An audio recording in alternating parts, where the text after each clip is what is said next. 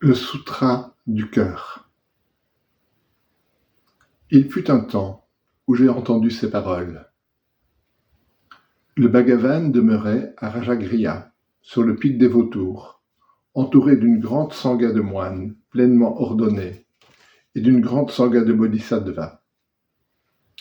Le Bhagavan était alors recueilli dans l'absorption méditative de l'énumération des phénomènes appelés illumination du profond. À ce moment-là, le noble Avalokiteshvara, le Bodhisattva Mahasattva, qui contemplait la pratique de la profonde Prajnaparamita, perçut que les 5 agrégats aussi étaient vides par nature. Ensuite, par le pouvoir du Bouddha, le vénérable Shariputra s'adressa en ces termes au noble Avalokiteshvara, le Bodhisattva Mahasattva.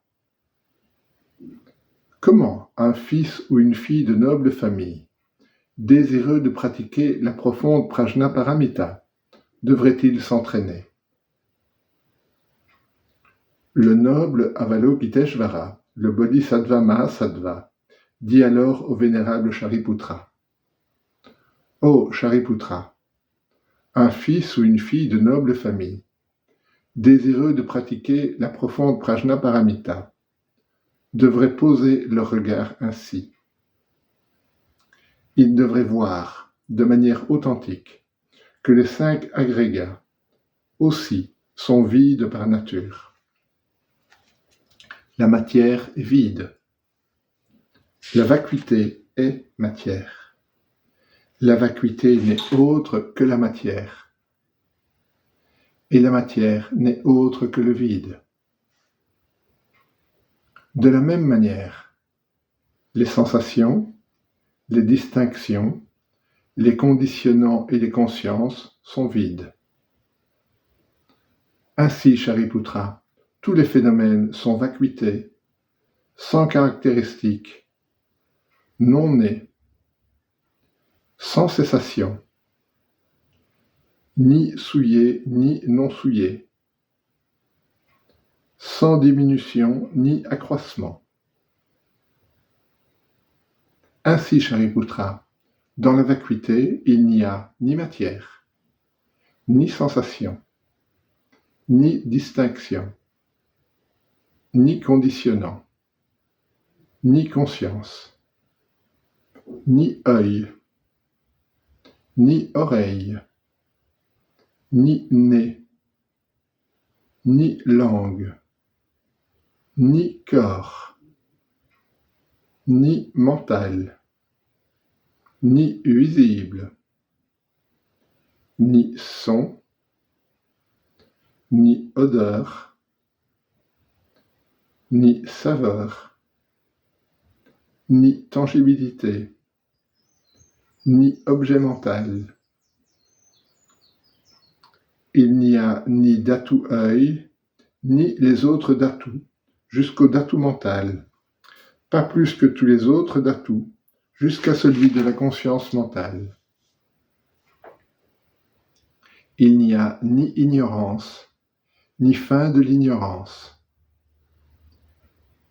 ainsi que tous les autres composants de l'apparition en dépendance, jusqu'au composant vieillissement et mort, et la fin du composant vieillissement et mort. De la même manière, il n'y a ni souffrance, ni origine de toute souffrance, ni cessation, ni chemin, ni sagesse primordiale, ni obtention, ni non-obtention. C'est ainsi, Shariputra, que les bodhisattvas n'ont rien à atteindre. Ils demeurent dans la Prajnaparamita. Comme leur esprit est dépourvu de voile, ils sont sans peur. Ayant transcendé totalement la méprise, ils sont parvenus au nirvana ultime. C'est en s'appuyant sur la Prajnaparamita que tous les Bouddhas des 3 temps aussi s'éveillent pleinement à l'insurpassable et parfaite bouddhéité authentique.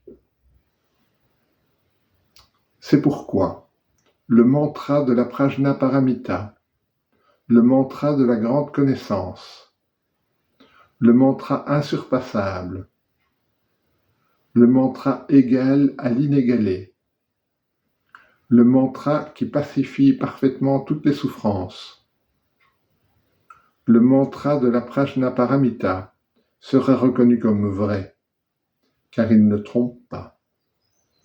Il est énoncé comme suit. Tadyata Om Gate Gate Paragate Parasamgate Bodhisvara. Shariputra, c'est ainsi qu'un Bodhisattva Mahasattva s'entraînera à la profonde Prajnaparamita. Puis, le Bhagavan sortit de son absorption méditative et félicita le noble Bodhisattva Mahasattva Avalokiteshvara. Bien, bien, fils de noble famille, il en est ainsi. Il en est bien ainsi. C'est exactement comme tu viens de l'exposer qu'il convient de pratiquer la profonde Prajnaparamita. Les Tathagatas aussi sont réjouis. Lorsque le Bhagavan eut dit cela, le vénérable Shariputra, le Bodhisattva Avalokiteshvara, les entourages, ainsi que le monde avec ses dieux, ses humains, ses asuras, ses Gandharvas, furent remplis de joie, et tous louèrent les paroles du Bhagavan.